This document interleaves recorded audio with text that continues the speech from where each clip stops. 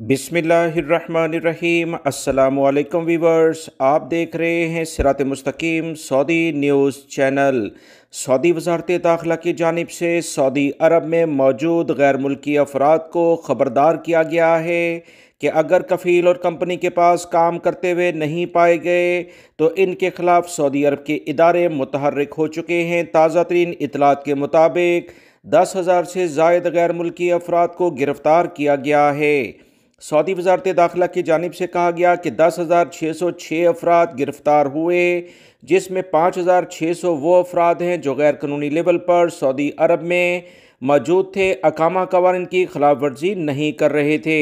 मज़ीद जो इतलात आई हैं कि 1,161 वो अफराद गिरफ़्तार हुए हैं जो वज़ारत अमल के कवानीन की खिलाफ वर्जी करते थे, कफ़ील और कंपनियों के पास काम नहीं कर रहे थे, अकामे पर कोई और प्रोफेशन था।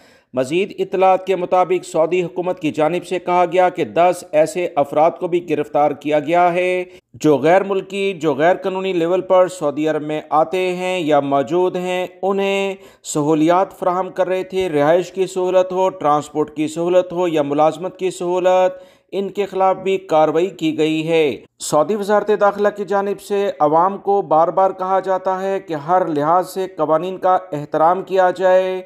3,254 अफराद को तरहील के ज़रिए इनके मुल्कों में भी डिपोर्ट किया गया है।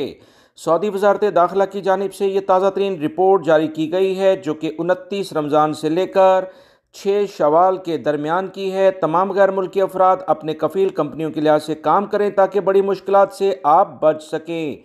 वीडियो लाइक करके शेयर भी कीजिएगा। मिलेंगे मज़ीद ताज़ा तरीन अपडेट के साथ। अस्सलामु अलैकुम।